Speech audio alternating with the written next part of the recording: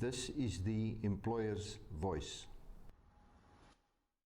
NIASA represents a multitude of employers across South Africa. Business owners who run operations, create jobs, and build something in one of the most business-hostile environments in the world.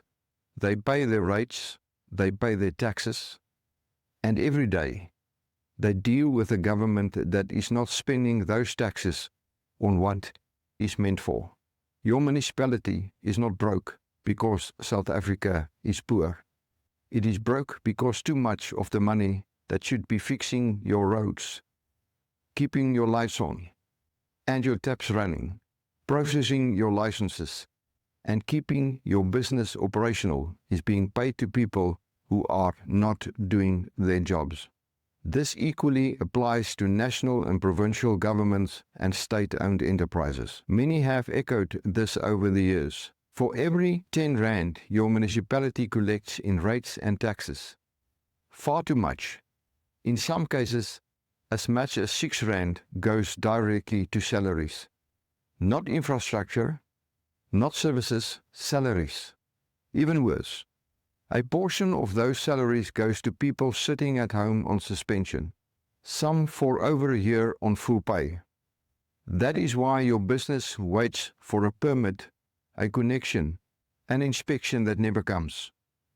Hard-working South Africans are paying for this every month, through their rates, through their taxes, through time lost chasing a government employee who does not answer, does not respond, and does not deliver. In many South African municipalities, the workforce consists of 20 to 35% more people than is needed to do the job. That is not fat on the edges, that is dead weight at the center. There is a view that protecting these unproductive and unnecessary government jobs at least reduces the unemployment rate, that keeping people employed, even in roles that deliver nothing, is better than the alternative. But ask the business owner who waits a year for a trading license if he shares this view. Ask the taxpayer who had to close while waiting for a zoning approval that never came, if he shares that view.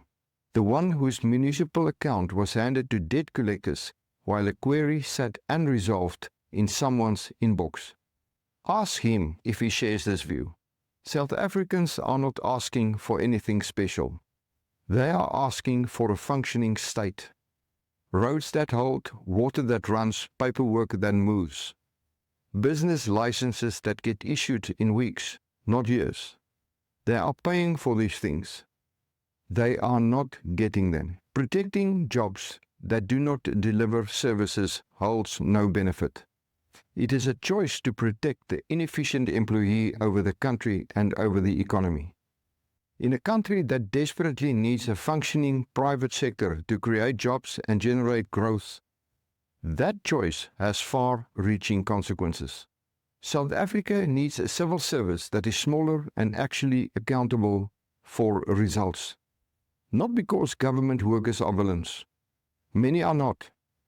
Many are trapped in a broken system with no tools, no leadership, and no consequence for failure in either direction.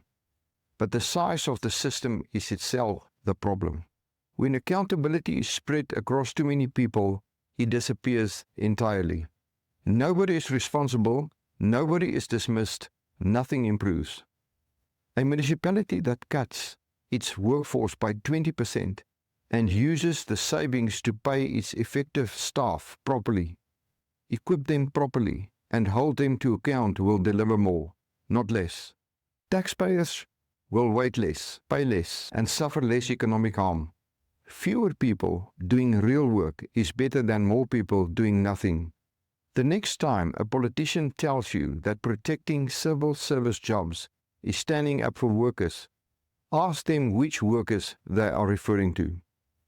Because the business owner who cannot open because a license has not been processed, who cannot build because an inspection did not take place, who cannot operate because a connection has not been made, because there is no running water, that person employs workers too, real ones, in the private sector, where there is no guarantee, no protection and no tolerance for dead weight. South Africa cannot grow its economy, create jobs, or attract investment with the civil service it currently has. That is not a political opinion. It is a factual statement. NIASA will continue to make this argument on behalf of all South Africans who are tired of paying for a bloated state that does not deliver.